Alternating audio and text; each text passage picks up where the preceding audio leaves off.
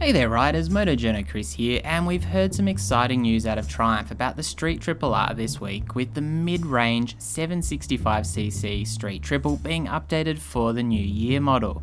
Now if you've heard about the updates to the top spec Street Triple RS, this probably won't come as a big surprise, with the updates always likely to be carried across at some point.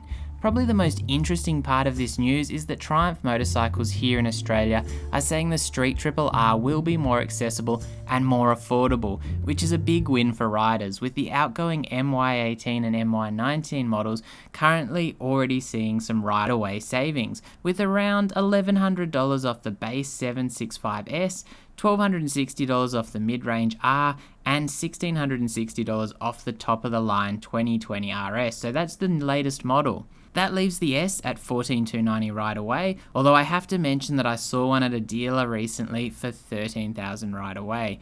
The R at $15,990 and the new RS, and that is the updated model, at $17,490, and these are all right away prices. Pricing for the 2020 Street Triple 765R has not been announced quite yet, but it will be interesting to see if they maintain the price in that kind of region or possibly even take it lower. The most noticeable change to the 2020 Street Triple R is the styling. We've seen the headlights once again updated, and they are sportier than ever and give the bike a much cleaner and more aggressive profile, which is matched by updated radiator guards and a nicer stock system, as well as that fly screen. Now I'm a fan of the old Street Triples with the round headlights, but even I've got to admit I think this is the best looking generation of Street Triple yet, and I dig those new LED headlights, which are less round and more sculpted. The bike will apparently be available in two colour options, here in Australia at least: sapphire black for those who like the traditional streetfighter theme, and a lighter matte silver ice, both boasting the iconic R model red subframe. Something people have also been clamouring for quite a while now was the quickshifter as standard fitment on the R model, a reflection of what's standard on these bikes these days, or this type of bike I should say, and the price point of these bikes. And Triumph have listened, with the bike to receive an up and down quickshifter from the factory. Coupled with what we're assuming will be a price drop, that's pretty good. There's a lot more going on under the skin though, with the 2020 Street Triple R now Euro 5 compliant, which means more cats in the exhaust and cleaner overall emissions, as well as offering a more responsive ride according to Triumph.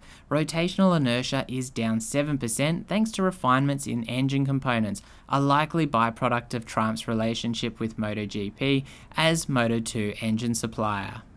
We're not seeing a huge amount of changes to other components, but the Street Triple retains a high level of overall specification. Brakes are Brembo with 4-piston M432 radial monoblock front calipers, and the rear is a single piston item from the same manufacturer. Suspension consists of Showa 41mm USD separate function big piston forks with a Showa monoshock with piggyback reservoir. Full adjustability is offered, while you'll have to look to the RS for even more exotic suspenders.